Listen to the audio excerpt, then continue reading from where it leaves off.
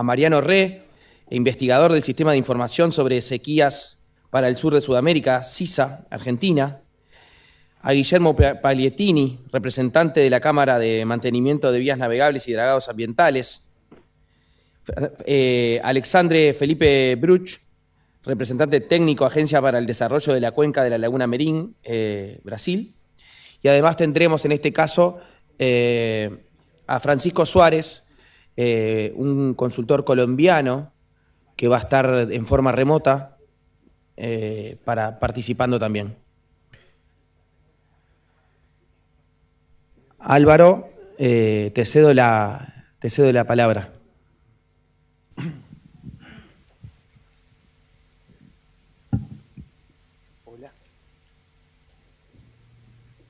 Hola, buenas tardes a todos. Dos agradecimientos a la CAF y al Instituto de Desarrollo Regional por invitarme a moderar este panel y agradecerle también a estas dos instituciones la calidad del panel que conformaron para el coloquio de modelos de gestión y sistemas de información en las hidrovías.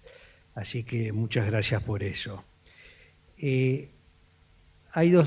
Otro de los temas que se tocó en el foro es el de gobernanza, que a veces se puede asimilar a ser prácticamente igual a gestión, y creo que tenemos que tener en cuenta que no es lo mismo.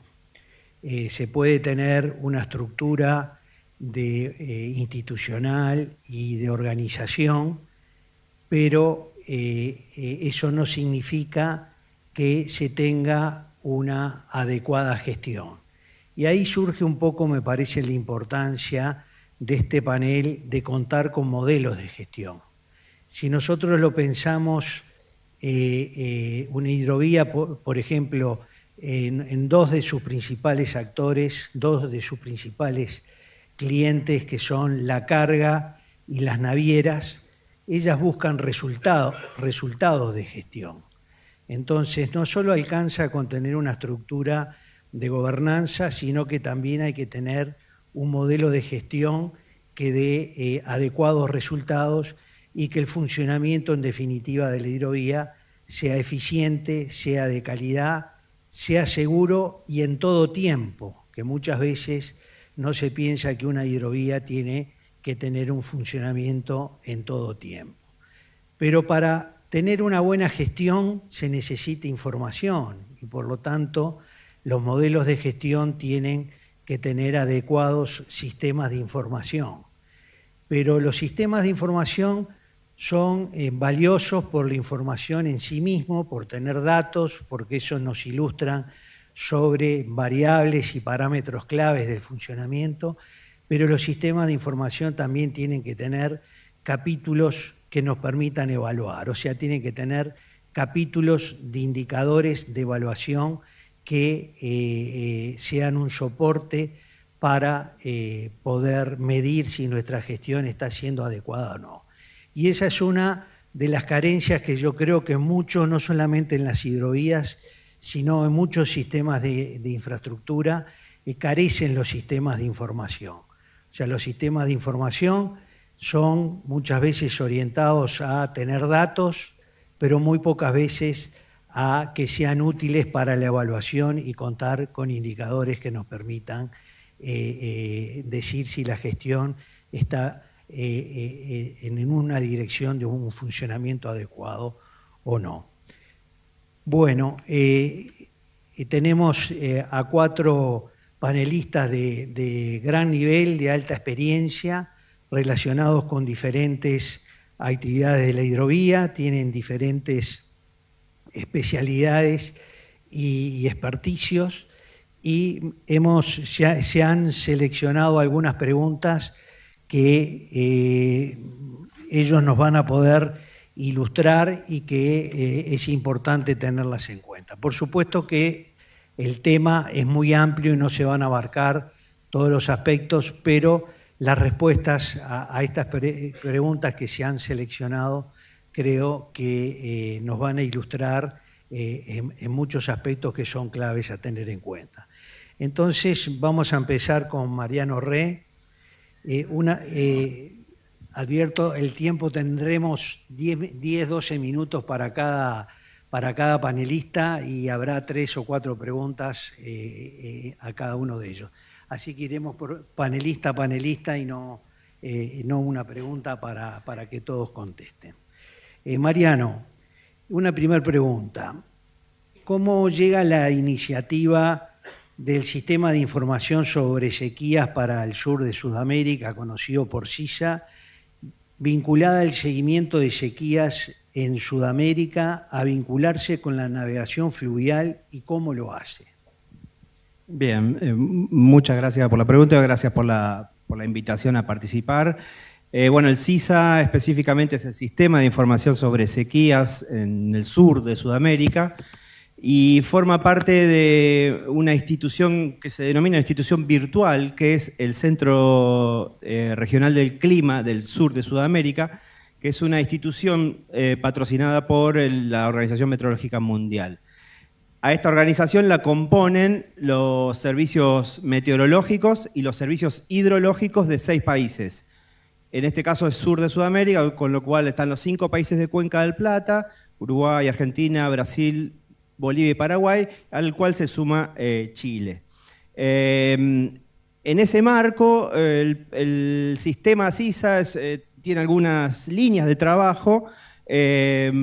Por supuesto, la principal es la de monitorear y hacer pronósticos respecto de las situaciones de sequía en este sector de Sudamérica. Pero por otro lado es establecer y coproducir servicios específicos sectoriales, además de trabajar en mitigación del riesgo con distintos estamentos gubernamentales, locales, hasta provinciales o bueno, gobiernos nacionales. Entonces, en ese contexto, uno de los sectores importantes donde impactaba y se estaba viendo al momento que se estaba realizando el proyecto era la sequía, era el sector de navegación fluvial, por lo tanto se desarrolló un proyecto que está llegando a su finalización, pero está dejando sus productos interesantes para compartir. Se desarrolló un proyecto de demostración, que así se denominó, de navegación fluvial, en donde el objetivo era coproducir con actores del sistema una herramienta de previsión, porque la previsión en la vía navegable, específicamente en el río Paraná y en el río Paraguay. Un poco se trabajó en una herramienta de modelación computacional que permita predecir niveles a distintas escalas. Y un poco esas escalas temporales fueron trabajadas con el conglomerado de actores que convocó la iniciativa.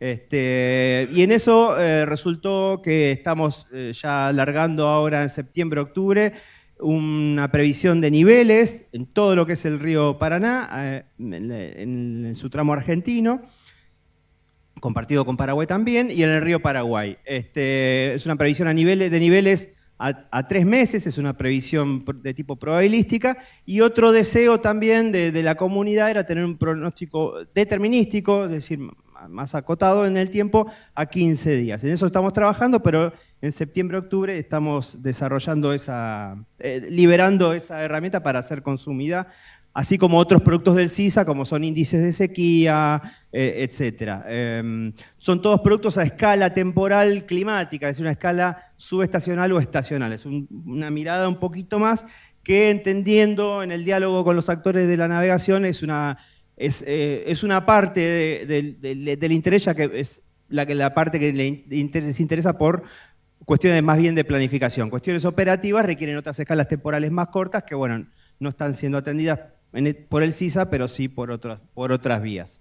Así que en esa coproducción de esta herramienta, en el marco del proyecto, que es un proyecto que no trabaja un conglomerado de gente de Argentina y Paraguay, un conjunto muy interdisciplinario, que salió a convocar a la comunidad y que, bueno, mediante talleres, encuestas y muchas entrevistas, alrededor de más de 80 personas de la comunidad de la navegación de estos 2 países fueron convocadas y, bueno, la herramienta que se ha desarrollado va en línea con algunos de esos intereses, porque las expectativas por ahí a veces son mayores, y bueno, el CISA viene a aportar en eso. Particularmente hay las instituciones principales que han trabajado en lo que a navegación tiene que ver, son las de Argentina y Paraguay, el Servicio Meteorológico Nacional de Argentina, la Dirección de Meteorología e Hidrología del Paraguay, y bueno, yo soy parte del Instituto Nacional del Agua de Argentina, quienes desarrollamos la herramienta. Así que un poco eso es como las instituciones salieron un poco a buscar al sector, a charlar con el sector y a decirle, bueno, tenemos esta idea, ¿qué les parece? La mejoramos y entre todos estamos llegando a un producto que va a tener sus facilidades de utilización. Perfecto. Mariano, ¿qué se necesita para mantener y potenciar los servicios hidrológicos existentes que son útiles para la gestión de las vías de navegación?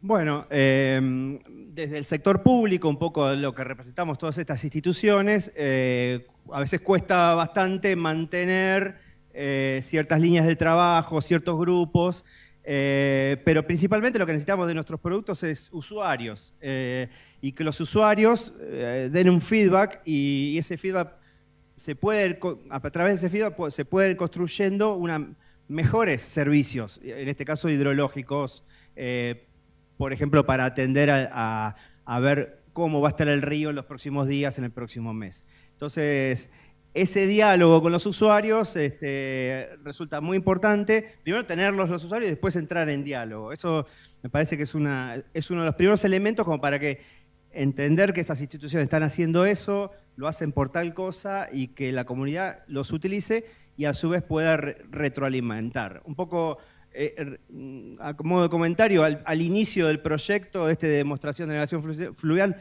éramos nosotros quienes convocábamos a la comunidad y ahora estamos re contentos de que nos están convocando. La semana pasada fuimos al evento de la COMIP, ahora vinimos a este evento, con lo cual ese diálogo de alguna manera está empezando a materializarse. Así que, pero bueno, la comunión entre usuarios y desarrolladores me parece que es uno de los puntos claves como para mantener esto en el tiempo. Perfecto, Mariano. Pasaríamos entonces al segundo panelista, Guillermo Pagliettini. Guillermo, de los modelos de gestión conocidos, ¿qué aportes considera usted que puede aportar el sector privado regional? Buenas tardes. Ante todo, agradecer a la CAF por haber organizado este evento. Es buenísimo de poder encontrarnos. A Juan Carlos, alma mater, esperemos que se recupere rápidamente de su situación y bueno, esperemos tenerlo en el próximo evento.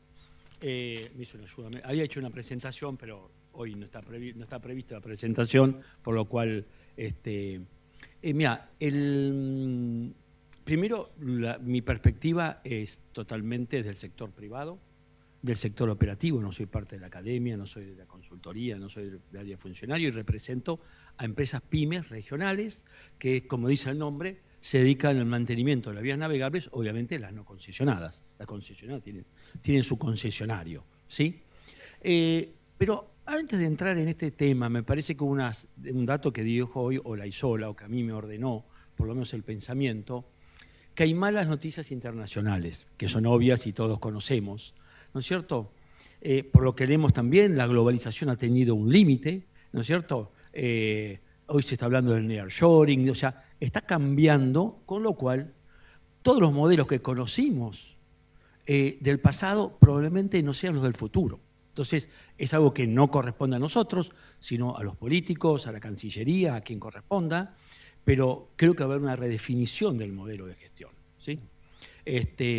Obviamente, como los modelos de gestión que hemos conocido no utilizan fondos públicos, tienen una condición sine qua non o rígida, porque es financiada por el sector privado. Con lo cual, tiene que incrementarse la eficiencia, tiene que incrementarse la seguridad de las personas y de las actividades y tienen que bajar los costos. Si no, no va a haber plata. Entonces, es una cosa que nos pone un montón de límites a sueños o cosas que el día que el presupuesto del gobierno que corresponda quiera implementar sus sueños, lo podrá hacer. Esto es concreto, ¿no es cierto? Y, como se llama, En la realidad no hay nada nuevo bajo el sol.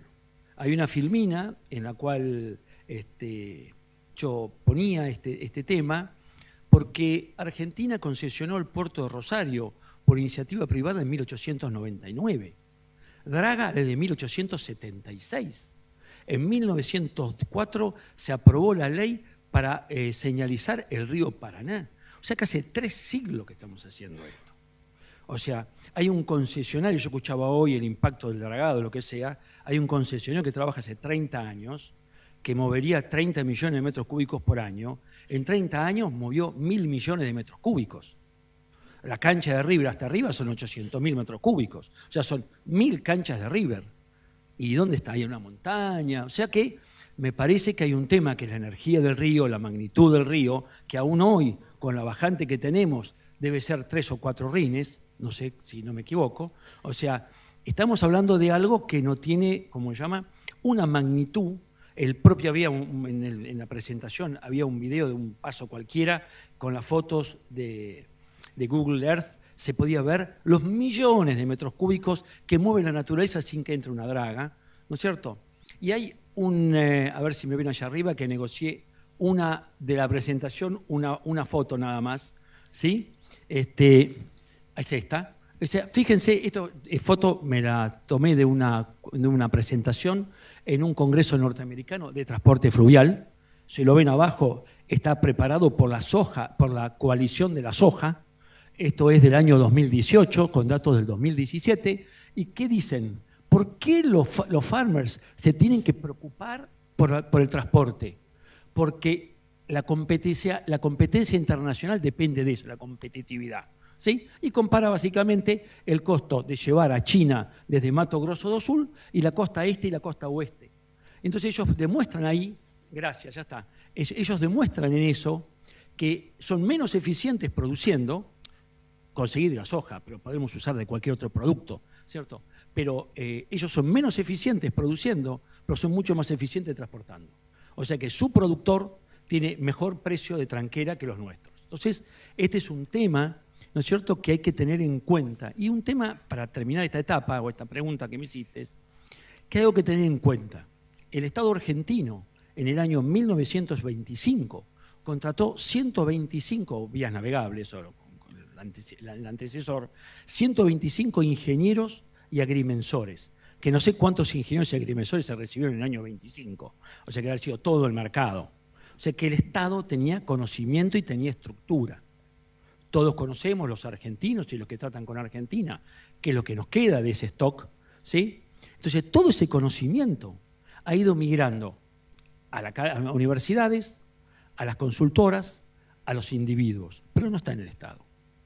Entonces, el gran tema es que cada nueva ola de funcionarios políticos que llegan no encuentran dentro del Estado, ¿no es cierto?, el apoyo que necesitan y deben recurrir al sector privado para poder conseguir esa información. Y no todos están dispuestos a dar ese paso. Entonces ahí es donde vienen algunos problemas con respecto a los modelos que no responden a la realidad, porque está todo inventado. Hace 300, 200 años que estamos en esto. No hay nada nuevo. Antes se lo hacía el Estado por administración, después hizo un contratista, pero el trabajo es el mismo, ¿sí? Guillermo, ¿qué aportes puede realizar el sector tecnológico regional a la preservación del ambiente natural? Esa es una pregunta. ¿Y qué aporte ese sector tecnológico regional puede hacer a la coordinación entre instituciones, sean públicas, locales, regionales o privadas? Ya serían 2 preguntas. Okay. Uno, el aporte a la preservación del medio ambiente natural, y otro, la coordinación entre actores públicos y privados e institucionales. Hoy en día las empresas, estas que están basadas en Argentina, hacen dragados, elaboran linternas, hacen balizamiento, mantienen balizas, tanto es así que están puestas en el puerto acá de Montevideo o en la, ¿cómo se llama?, en la CARP, en el Martín García, ¿no es cierto?, hacen estudios y desarrollan sistemas, que después voy a llegar a ese punto. ¿Sí? Entonces, es algo que se hace todos los días, en la magnitud que el Estado lo exige, o sea, o que lo está dispuesto a permitirlo o dispuesto a financiarlo. ¿Sí? Algo importante que siempre miramos para el norte, ¿no es cierto?, Y está claro que al río Mississippi, en otras épocas, lo convirtieron en un canal, no es más un río. El Rin no es más un río, es un canal. Acá tenemos río todavía, ¿sí? O sea, no hemos hecho las barbaridades que han hecho allá. Había algunos, en los videos había algo, bueno, después lo subirán, ¿sí? Hoy en día, o hace muchos años, todas las obras de dragado en Argentina, por menores que sean, llevan un estudio ambiental y una aprobación ambiental por la provincia ribereña. Desde hace 30 años, creo que antes lo hacía el concesionario, lo hace AGP, se hace un estudio de confluencia al mar, con miles de tomas de muestra, ¿no es cierto? O sea, eso está disponible. Todas las normas de la OMI con respecto al medio ambiente las exige la prefectura. O sea, tenemos las mismas normas que tiene una embarcación en Estados Unidos o en Europa. La misma rigurosidad, ¿sí? Y hay algo muy importante que hoy se habló acá, que es el cambio climático y el impacto que tiene el cambio climático. El cambio climático es un hecho y es un dato, y le corresponderá a la gente que investiga en eso encontrar los motivos y las soluciones. Pero mientras tanto, como nos dijo en una presentación que hizo el titular de la Cátedra de Vías Navegables y Puertos de Delft este verano, tenemos que trabajar sobre modelos posibles para que no nos sorprendan. ¿Qué va a ser la naturaleza? No sabemos, pero no podemos esperar a que suceda para empezar a inventar sobre el momento la solución. Si sabemos qué va a pasar.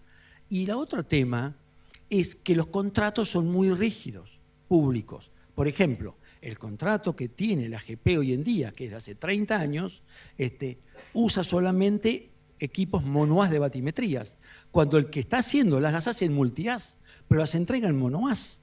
O sea, entonces, ni siquiera, porque no existían en esa época, pero hace mucho que existen. Entonces, en el tema como también el área que se impacta en el caso del dragado, ¿no es cierto? El área que vos impactás es muy limitada, más o menos debe ser el 0,5% de la superficie del río a lo sumo, es marginal, o sea, y como no es que uno llega como en las películas con 2 caterpillar y una cadera en el medio volteando árboles, sino que picotea como un pájaro en cada uno de los lugares que hay un banco, que son muy limitados, si lo tiene bajo mantenimiento, ¿sí? Hay que estudiar, en aquel momento en que el río bajó, tenés 2 alternativas. La gente va a seguir viviendo, va a seguir consumiendo y va a seguir transportando. Entonces, si la alternativa es subirlo a 1 millón de camiones, habrá que evaluar qué impacto tiene darle un poquito más de profundidad para que naveguen mejor, como se llama, las embarcaciones. Habrá un límite técnico y un límite económico, pero esto hay que evaluarlo, ¿sí? Y con respecto a tu pregunta de la tecnología de la información, un tema que nosotros encontramos es una alta dispersión que es, entre las instituciones, que Manchón hablaba de los hilos, que me pareció buenísimo el concepto de los hilos. Entonces, por ejemplo, por pedido a veces de los usuarios, que son clientes nuestros, hemos desarrollado unos mapas en el cual son mapas que utilizan la información pública, pero que cada uno tiene su información en un sistema diferente y en un formato diferente, y a veces en un formato aburrido. Entonces hemos tratado, no es que somos muy cómicos, pero tratamos de ponerlo en algo que sea más flexible, más accesible, ¿sí? Es un ejemplo, ¿no es cierto? Y esto le da visualización a la información disponible, pues información pública, ¿sí? Por ejemplo, hablaron varios de inteligencia artificial generativa, dado que el sector privado siempre se quejaba del sistema de determinantes que utiliza la Argentina y que se estaban desperdiciando oportunidades en cuanto al calado óptimo o la máxima carga de los barcos, empezamos a trabajar hace unos años con un grupo de gente técnica, empezamos a trabajar en una determinante dinámica, se llamaría, ¿sí? Bueno, este año la AGP hizo una licitación que ganó el miembro de nuestra Cámara y que está trabajando en eso, va a estar disponible el año que viene. Todos los estudios, todas las cosas que se hicieron anduvieron muy bien, o sea, realmente mejoró muchísimo el sistema actual. Bueno, faltan mucho recorrer. Y, por ejemplo, en Argentina existe un RIS. Hay una empresa argentina que desarrolló un RIS que parcialmente hoy la AGP lo está utilizando, pero son cosas que están disponibles. Lo que pasa es que no hablamos, ¿no es cierto? O uno es de Boca, otro es de River, y eso ya ni hablo con los otros países, hablo internamente. Entonces hay muchísimo material y en el sector privado hay muchísima gente. También en el Estado quedan algunas islas, en el caso de Lina, por ejemplo, quedan islas pero aisladas y los tienen, como se llama, a pan y agua. Pero bueno, es así, ¿no es cierto? Pero existe conocimiento y existe mucha gente, ¿sí? Bueno, muchas gracias, Guillermo. Ahora vamos a pasar con Francisco Suárez, que él está en Colombia y va a hacer su presentación remota. No sé si ustedes se pueden correr un poquito, me pidieron.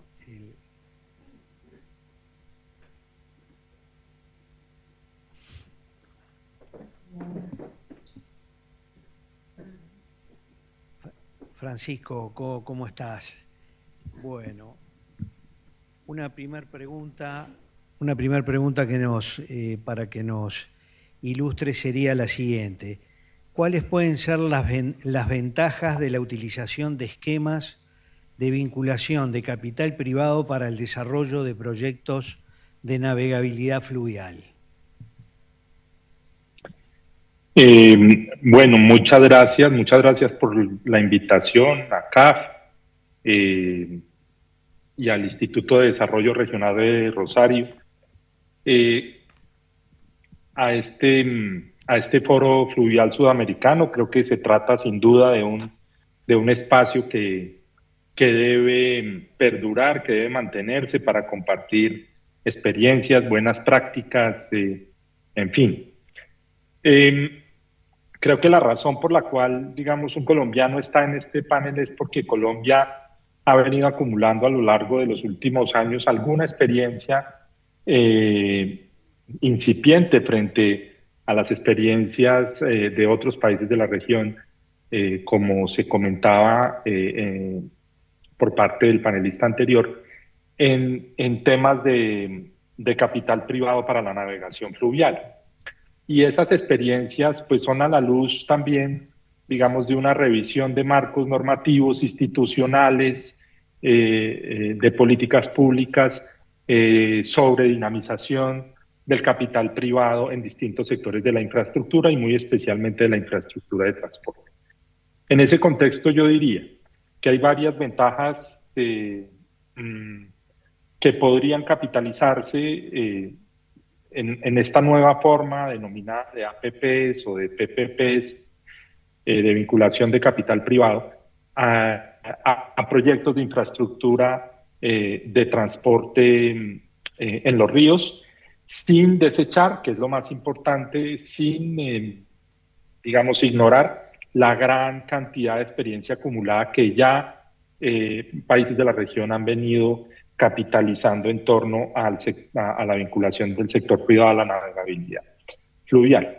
Y para eso voy a hacer un par de comentarios relacionados con lo que han sido las ventajas que se han identificado por parte de la literatura especializada en términos generales sobre los modelos de asociaciones público-privadas en infraestructura en general y cómo ellas eventualmente, esas ventajas pudieran aterrizar en proyectos específicos de navegación fluvial. Lo primero es que siempre se ha dicho que una de las razones de las APPs es la atenuación del impacto fiscal en el corto plazo que produce en las inversiones en infraestructura. Todos sabemos que países como los nuestros tienen sensibles restricciones fiscales y que por lo tanto es necesario vincular al sector privado y viabilizar proyectos cuyo impacto fiscal se pueda diferir en el largo plazo y que esa vinculación y que esos impactos fiscales,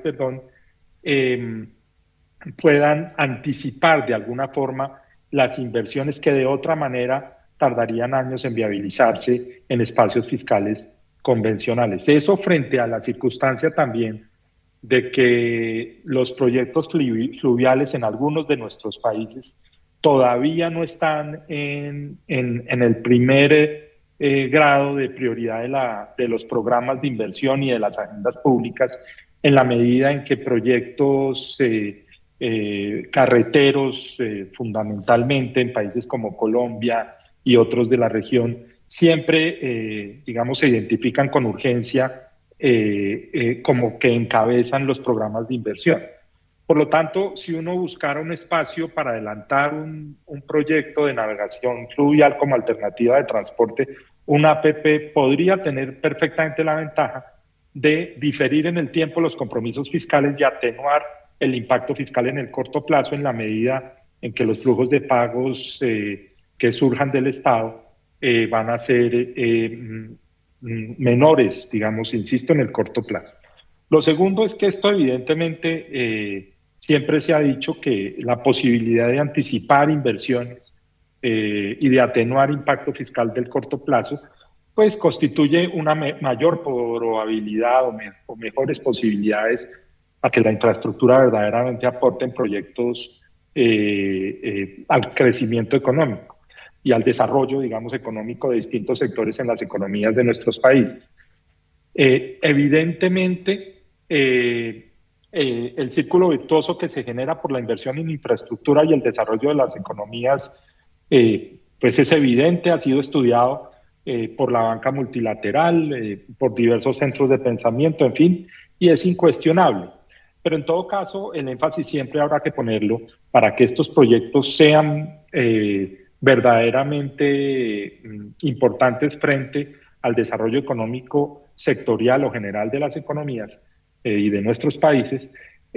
Será siempre fundamental que la información que sustente los proyectos y la calidad de los estudios con los cuales se hayan de estructurar esos proyectos sean consistentes y confiables, sobre todo en lo que tiene que ver con la estimación de la demanda, en la medida en que, pues evidentemente, ella es la que justifica las inversiones. No sé si la expresión elefantes blancos sea generalizada en todos nuestros países, pero en todo caso, el riesgo de que existan inversiones no verdaderamente provechosas, no verdaderamente útiles para en este tipo de proyectos, pues debe ser absolutamente mitigado a través de los estudios y de la gestión de los proyectos desde el inicio. Una tercera gran ventaja que se le ha identificado a las asociaciones público-privadas, a la vinculación del capital privado, en términos generales, es que constituyen un mecanismo eficiente de asignación de riesgos entre las partes. Se dice que el riesgo debe ser asignado a la parte que esté mejor capacitada para manejarlo, para administrarlo y para mitigar los efectos de su ocurrencia. Conceptualmente uno perfectamente podría decir que muchos mecanismos de asignación de riesgos pueden estructurarse en espacios o en escenarios o en modelos de obra pública tradicional o contratos de dragado para lo que tenga que ver con la navegación fluvial. Pero lo cierto es que al ser las APPs, los modelos de participación privada, mecanismos contractuales e institucionales de largo plazo, ciertos riesgos y ciertos incentivos se pueden ubicar de mejor forma entre las partes. Por ejemplo, me atrevo a mencionar un caso colombiano, el proyecto de recuperación de la navegabilidad del río Magdalena, estructurado hace algunos años, hoy terminado en Colombia, implicaba el alineamiento de incentivos para que el inversionista privado se beneficiara de una disminución en las cantidades de dragados y las estructuras de encauzamiento que estaban previstas en el mismo proyecto resultaban verdaderamente eficientes para lograr la navegabilidad en general. Obviamente, este es un tema pues absolutamente técnico, yo soy abogado y no profundizo mucho en el tema, pero simplemente quisiera decir que ese largo plazo y esa estructura eficiente de riesgos permite que se vinculen algunos incentivos en los contratos mismos para que el inversionista optimice sus recursos en beneficio del proyecto y de las necesidades que pretende satisfacer. Y finalmente, algo que en nuestros países también pareciera muy importante, y es que a las APP se les ha reconocido su vocación de vincular recursos públicos y privados en el largo plazo. Son muchas las restricciones que suelen tener los marcos normativos en los distintos países sobre la posibilidad de comprometer recursos presupuestales en el largo plazo, y la anualidad suele ser la regla general en muchos casos. Las APPs han surgido como una excepción a ese principio de anualidad del gasto, y esa excepción lo que hace es permitir que el Estado se comprometa frente al sector privado encargado de los proyectos que se le entreguen, se comprometa de manera confiable y cierta a desembolsar una cierta cantidad de recursos, además de transferir los ingresos que vengan vía tarifa u otras fuentes de los propios proyectos.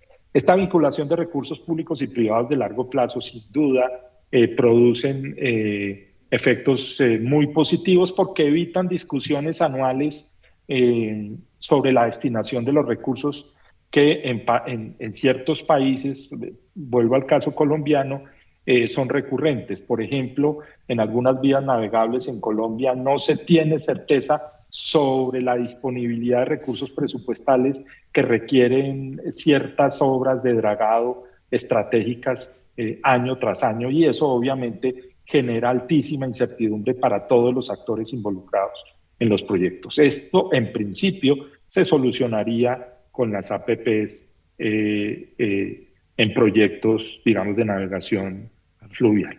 Perfecto. Francisco, una segunda pregunta. En materia de proyectos de navegabilidad fluvial, ¿qué debe ir primero? ¿La oferta de infraestructura o la demanda de los actores económicos?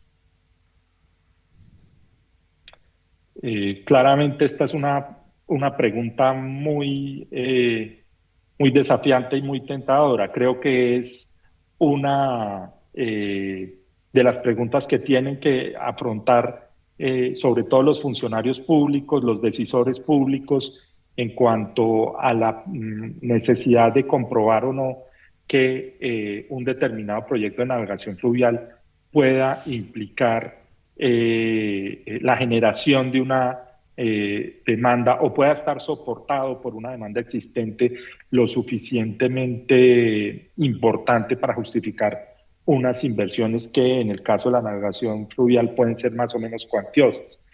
Sin embargo, digamos, en ciertos casos hay que analizar que en los proyectos de navegación fluvial en países como los nuestros, se requiere garantizar esa navegabilidad como mecanismo para activar una cantidad de inversiones que de otra forma no podrían activarse si no se cuenta con una vía fluvial cierta, estable y de comportamiento predecible 24 horas al día, 365 días al año, que cuente con un sistema de información a la navegación confiable, que cuente con alternativas, digamos, de información verdaderamente confiables, en fin. Y así, digamos, ha ocurrido en algunas experiencias en Colombia, en el sentido de que se ha identificado la necesidad de activar la confiabilidad, del canal navegable como condición para activar inversiones complementarias.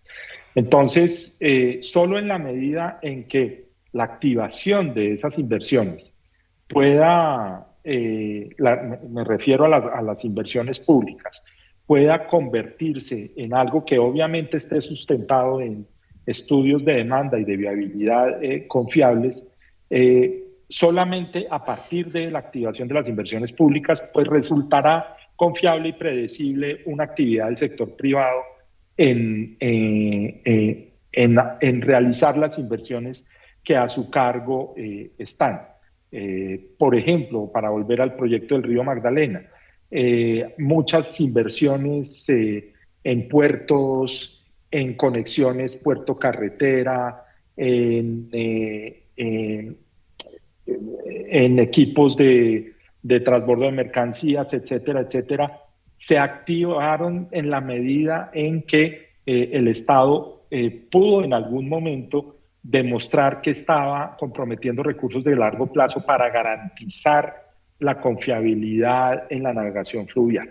Y solo a partir de ahí fue que se comenzó a ver una dinámica de jugadores también de largo plazo, de carácter privado, inversionistas que estaban dispuestos a destinar recursos cuantiosos al tipo de inversiones que les estoy mencionando, como de naturaleza portuaria o de conexiones con otros modos de transporte.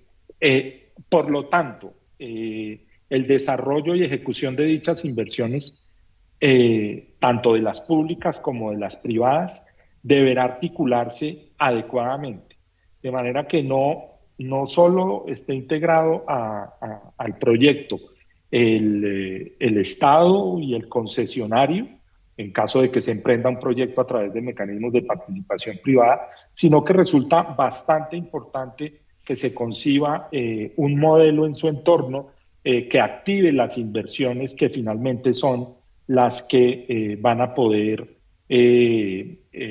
utilizar y optimizar el uso de la vía navegable en su entorno. Por lo tanto, la colaboración privada trasciende la simple participación del inversionista concesionario de la vía fluvial, como es apenas evidente. Perfecto. Una última pregunta. ¿Cómo lograr la apropiación del proyecto por parte de los distintos actores como condición para su éxito? Pues bueno, digamos, este es un tema que es transversal a todos los proyectos de infraestructura de transporte y de infraestructura en general. Cada vez más, digamos, el mundo entero está exigiéndole a los distintos actores en los proyectos que concerten y concilien con las comunidades directamente influenciadas o afectadas por los proyectos cada uno de sus componentes. Y en este caso me refiero, como a título de ejemplo, que es bien ilustrativo, a otro proyecto también en Colombia en el que hemos participado, que es el de restauración de los ecosistemas de dragados del Canal del Dique, ubicado también al norte de Colombia para conectar, digamos, el río Magdalena con el puerto de Cartagena. Se trata de un proyecto cuyas inversiones consisten no solo en la optimización de un canal navegable, quizá, digamos, ese es el propósito menos importante, sino también en una cantidad de aspectos ambientales y sociales vinculados, como la regulación activa del ingreso de caudales al sistema, el control del tránsito de sedimentos entre los distintos componentes del canal y la bahía, el control de inundaciones que afectan a las poblaciones año a año, el control de intrusión salina, etcétera, etcétera. En conclusión, este proyecto es verdaderamente más ambiental, si se quiere, propiamente tal que un canal navegable. Pero teniendo en cuenta esa necesidad de apropiación del proyecto, pues la recomendación, y creo que recogiendo tendencias internacionales, recomendaciones de toda índole, de buenas prácticas, pues la necesidad de vinculación de las comunidades debe darse en todo el ciclo de vida del proyecto, desde su concepción misma, en la medida en que las comunidades deben ser beneficiadas directamente por el proyecto, no solo no afectadas, sino beneficiadas, pasando por la estructuración. En este proyecto que les comento fueron 16 comunidades consultadas antes del proceso licitatorio. Durante la ejecución del contrato, cualquier necesidad de consulta complementaria que se presente en la medida en que haya una comunidad que se declare afectada, deberá ser satisfecho por el mismo concesionario y se cuenta con mecanismos técnicos e incluso financieros dentro del mismo proyecto para garantizar que esas consultas son evacuadas de manera óptima, de manera razonable. Obviamente ahí hay unos excesos, el poder negociador de las comunidades es alto, pero creo que es una realidad con la que tenemos que trabajar, insisto, desde la estructuración de los proyectos, desde su concepción inicial hasta su entrada en operación. Perfecto. Muchas gracias, Francisco. Ahora el siguiente panelista es el doctor Alexandre Felipe Bruch. Alexandre, una primera pregunta. ¿Cómo el sistema de navegación digital puede ayudar en la gobernança da hidrovia? Bom, boa tarde a todos. Eu vou apresentar em português, responder em português de forma bem lenta para que todos possam compreender. Esse tema ele é muito importante e ele é tão importante que a gente foi agraciado e a gente tem que agradecer ao senhor Rafael pelo convite para esse tema. E foi muito bem apresentado hoje de manhã pelos técnicos da ANTAC aqui, alguns exemplos, né, de hidrovias que têm uma governança através de sistemas de informação. Ele é um tema que parece simples. Parece que nós vamos lá, compramos um software, implantamos em uma série de equipamentos físicos e tudo vai funcionar de maneira perfeita. Mas não é assim que funciona. Principalmente que não funciona dessa maneira, porque os ambientes são diferentes. E aí vocês me permitam fazer um resgate e uma contextualização da Lagoa Mirim e seu canal São Gonçalo. A grande maioria dos conjuntos lagunares, eles têm uma influência morfológica do relevo que dão um resguardo à bacia. Nós estamos num contexto bem diferente. Nós estamos num contexto de conjunto de lagoas com mais de 600 quilômetros de extensão, onde a Lagoa Mirim tem quase 200 quilômetros, 100 e poucos quilômetros, e um canal com mais 70 quilômetros.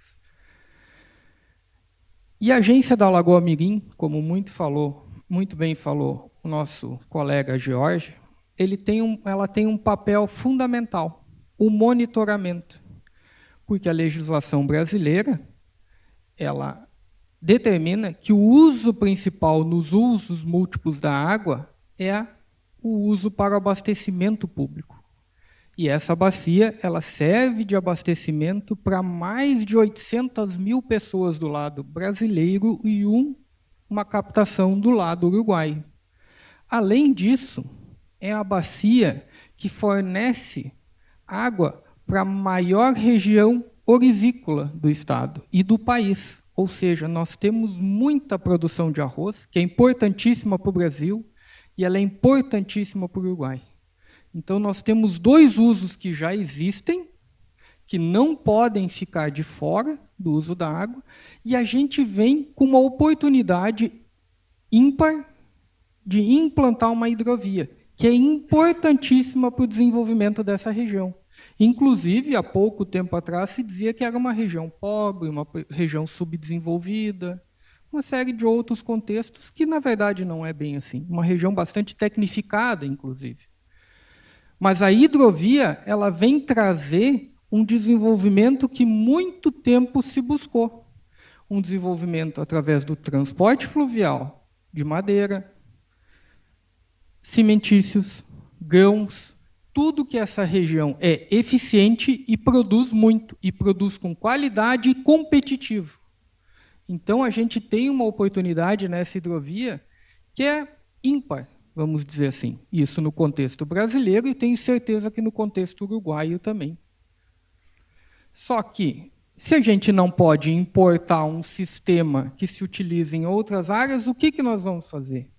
A LM, como vem adotando no sistema de monitoramento ambiental, começou a desenvolver um sistema de navegação digital, um VITMIS adaptado à bacia da Lagoa Mirim. Por que eu preciso adaptar? Porque eu tenho dois gargalos principais. Lembrando que para ter uma hidrovia digital eficiente, a gente tem que ter sustentabilidade, uma hidrovia verde, a gente tem que ter fluxo de informação, a gente tem que ter segurança, a gente precisa ter um desenvolvimento e o item principal, a inteligência dessa hidrovia. Essa hidrovia ela precisa ser inteligente para poder prestar uma informação rápida para o tomador de decisão. Lembrando que esse tomador é binacional. Nós temos 2 países que vão operar essa hidrovia, que têm interesses no transporte de seus produtos. Passando por isso, começamos a buscar modelos para implementar essa hidrovia, tanto um modelo físico como um modelo de gestão. Nos deparamos com esses 2 aspectos que são importantíssimos. Um deles é um aspecto ambiental, porque o controle de nível da grande maioria das hidrovias, se a gente for observar, está muito determinado pelo regime pluviométrico. Chove mais, nível sobe. Para a gente controlar esses níveis, muitas vezes temos barramento, que pode servir para navegação ou geração de energia, mas nós, nessa região, temos um barramento diferente. Nós temos um barramento que impede a entrada de sal. Sal que vai trazer problema para o nosso abastecimento público de água e para o nosso abastecimento das nossas lavouras de arroz. E a soja que vem entrando de maneira forte nessa bacia. Então, a gente não pode descuidar desses 2 aspectos. Controle de vento, porque é uma região extensivamente plana, que quando o vento vem de sul, o nível no norte da lagoa tende a subir. Quando o vento é de norte-nordeste, que é muito comum no litoral do Rio Grande do Sul, o nível tende a subir no sul da lagoa. Então, muito mais o nível é controlado pelo vento do que pela pluviosidade. E isso influencia diretamente na determinação de um nível de redução. Olha, a gente pode navegar com esse nível, só que esse nível é muito dinâmico durante o dia, muito mais dinâmico do que os níveis que a gente costuma ter em função de maré. Esse nível é muito mais abrupto, inclusive. Chega, às vezes, à escala métrica. Imagina, durante um dia, um nível varia quase 1 metro. Isso é muita coisa. Puxa vida, como é que nós vamos desenvolver um sistema que contemple tudo isso, todas essas variáveis, para que a navegação seja privilegiada, porque a gente não pode deixar que essa hidrovia pare, mas que a gente continue abastecendo a população com água e a gente continue servindo as lavouras de arroz e soja com água para irrigação. A partir disso, nós desenvolvemos um conceito com 8 variáveis. Né? Então, hoje, o nosso sistema ele é alimentado em tempo real por 8 variáveis, algumas variáveis ambientais, outras variáveis eletromecânicas, como a gente costuma dizer. Essas variáveis ambientais, a gente tem toda uma rede de monitoramento em tempo real que transmite esses dados para uma central e consegue estimar, por inteligência artificial, o nível para amanhã, depois da manhã e assim sucessivamente. Isso nos dá uma segurança na governança dessa hidrovia, porque isso garante que o navegante chegue amanhã, nesse translado de 1, 2 dias que ele vai fazer nessa hidrovia, garante que ele consiga navegar todo esse trajeto sem que o nível interfira na sua posição. Outra, nós temos hoje cartas digitais. Hoje o nosso servidor ele já consegue importar cartas digitais com precisão submétrica. Ou seja, eu consigo me deslocar naquela carta digital, Ilandienk, formato internacionalmente conhecido, com precisão inferior a metro. Parece pouco, mas melhor que isso. Hoje a gente consegue desenvolver posicionamento dentro da nossa hidrovia. Poderia abrir aqui, estava numa apresentação que acabei não mostrando para vocês. Mas hoje a gente tem uma posição, normalmente, quem usa um equipamento desse, um GPS, né, que a gente costuma chamar de GNSS, um GNSS, normalmente, ele tem uma precisão de 3 metros, 4 metros, em condições ideais. Hoje a gente consegue desenvolver um posicionamento, há pouco eu estava conversando com o nosso técnico aqui, o Dr. Matheus, a gente hoje consta com uma posição de 20 milímetros. A gente erra 20 milímetros. Imaginem, eu posso fazer a manobra, a tracação de um veículo que está navegando sem condição visual. Eu posso fazer essa atracação, fazer essa aportagem num porto, sem precisar do meu conhecimento do prático ou do comandante de navegação. Então, hoje a gente evoluiu muito. Evoluiu no quê? Dentro dessa hidrovia, essa eclusa ela foi projetada com uma margem de largura de aproximadamente 1 metro, porque a caixa de eclusagem tem 17 metros, as embarcações estão projetadas para aproximadamente 15,5 metros. Imagina num sistema de navegação convencional, se eu for navegar com 3, 4 metros de precisão, daqui a pouco eu vou estar interferindo no balizamento lateral da minha eclusa. Então, hoje, a precisão que esse sistema dá, ele permite que eu navegue 24 horas por dia, mesmo sem ter condição visual. Ou seja, eu não preciso do balizamento físico, eu tenho um balizamento digital. Isso, além de segurança, é redução de custo, né? Que a gente tem que buscar também a redução de custo. Muitas vezes, implantar uma hidrovia tem um custo elevado, mas manter ela tem um custo elevado. O balizamento tem um custo elevado e manter ele no tempo. Tu ter a garantia que tu tem esse formato digital nos dá uma governança de uma certeza daquela navegação. Falei de 4 itens, mas nós temos mais 4. Então, nós temos o controle de nível digital, nós temos a navegação digital, nós temos as cartas digitais e o mais importante, na minha opinião, a disponibilização disso para os mais diversos atores e usuários.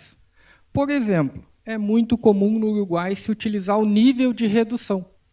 A gente, no Brasil, prefere o nível médio. Grande parte dos navegadores prefere o nível médio. Hoje, o nosso sistema, muito parecido com a transição de linguagem, eu seleciono se eu quero nível médio ou se eu quero nível de redução. Parece pouco, mas o nível de redução traz muito mais dúvidas para algum navegador que não está acostumado que o nível médio. Aí, isso no Brasil. Eu chego no Uruguai, que tem um sistema muito bom, mas ele tem uma questão. O Brasil ele tem 2 datums verticais oficiais, né? Nós temos Imbituba e nós temos um vértice lá no Amapá. Por quê? Porque a bacia amazônica é muito grande e tem uma dinâmica diferente. O Uruguai ele não tem apenas 2 datums. O Uruguai tem vários datums, muitas vezes datums verticais por bacia. O mais conhecido é o vértice Wharton e o datum Montevidéu. Será que a gente pode usar só eles? Não, a gente pode usar vários, desde que a gente tenha uma ferramenta automática em tempo real que faça essas conversões e não cause nenhuma confusão, nenhum erro. Então, o grande aspecto de uma hidrovia digital é que ela sirva para uma diversidade de atores e que eu possa usar a informação conforme a minha necessidade. Muito bem se falou hoje de manhã que grande parte da dificuldade do desenvolvimento de uma hidrovia e da gestão de uma hidrovia é a ter acesso à informação. As pessoas, os órgãos, têm o acesso à informação e você não consegue buscar. Você não sabe onde a informação está. Imagina numa hidrovia binacional. Aonde está a informação? Se choveu em La Charqueada, se choveu em Pelotas, se o nível subiu em Santa Vitória, se está ventando na Praia da Capilha, muitas vezes não sabe-se nem onde buscar. Imaginem que no momento que você chega numa caixa de eclusagem, você chega com seu Electronic Chart System, né, sistema de navegação padrão, você escaneia seu trajeto de navegação e você tem informações das várias estações em tempo real. Imagina o grau de segurança para quem está gerindo essa hidrovia e esse setor de navegação. Então, o que a gente está buscando aqui na nossa plataforma é fornecer segurança né, para quem está navegando. E isso é segurança não só para quem navega, mas para quem também toma as decisões. Olha, esse barco vai sair agora, esse barco vai sair amanhã, vamos colocar mais carga, vamos tirar mais carga, vamos aumentar o lastro. Então, essa é a grande vantagem de um sistema de informação dinâmico, que é o sistema hoje que a LM desenvolve. Ela garante precisão em tempo real, com informações que permitem o tomador de decisão naquele momento, ter a melhor resposta possível com o equipamento que ele tem. Perfecto. Alexandre, algunas cosas te has referido, pero para hacer una pregunta quizás directa, un aspecto que me parece que nos puedes ilustrar mucho es, con el sistema de información completamente implementado en la hidrovía Uruguay-Brasil, ¿será posible la navegación autónoma? Essa pergunta é bem interessante. Eu acho que todas as pessoas que se deslocam, o que elas buscam, desde aquele desenho antigo dos Jacksons, né, quem lembrar que é mais antigo, vai lembrar que ele se deslocava e não existia, né, ação humana, vamos dizer assim, interferência naquela navegação. Em rodovia, isso já está se aproximando, né? A gente já está muito próximo dos veículos autônomos, eles estão aí.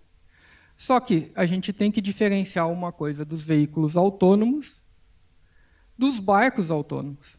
Porque o veículo autônomo ele conta com uma ferramenta que os barcos não têm. Os sensores de faixa, os sensores de obstáculo. Imagina como é que eu acho isso numa lagoa. Não vou achar, né? Então, para isso, eu preciso do sistema de alta precisão de posicionamento. É por isso que é tão importante a implantação de redes geodésicas digitais. Antigamente, as nossas redes geodésicas, quem é um pouquinho mais da área de topografia, vai lembrar que ela era um vértice em cima de uma igreja, de uma torre, um marco geodésico. Hoje em dia, com sistemas de posicionamento digital, milimétrico, desde que eu tenha um controle automático da navegação, né, um piloto automático, com o sistema de posicionamento de alta precisão, né, falei em 20 milímetros, eu posso ter a navegação autônoma. Isso é uma realidade que é um diferencial na hidrovia do Mercosul, principalmente nessa seção Uruguai-Brasil, do trecho da Lagoa Mirim, Canal de São Gonçalo. Acredito que vai ser uma das primeiras que vai ter esse sistema disponibilizado na América do Sul. Acredito que vai ser uma das primeiras. E está bem próximo de ser concretizado. Bueno, muchas gracias, Alexandre.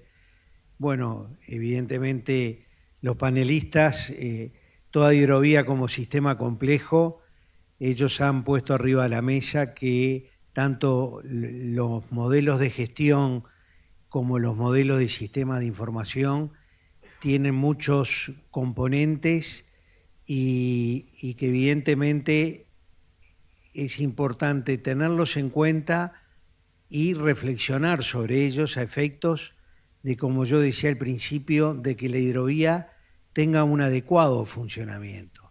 En definitiva, los usuarios y los principales clientes, como son las navieras y son la carga, van a exigir a esa gobernanza que se ha hablado en otro panel, que haya adecuados resultados. Y para eso, esos modelos de gestión deben tratar de ser bastante integrales, incorporando todos los componentes y los sistemas de información también, y que permitan una adecuada evaluación de la gestión. Así que muchas gracias a los panelistas, ha sido muy buena las exposiciones que han hecho.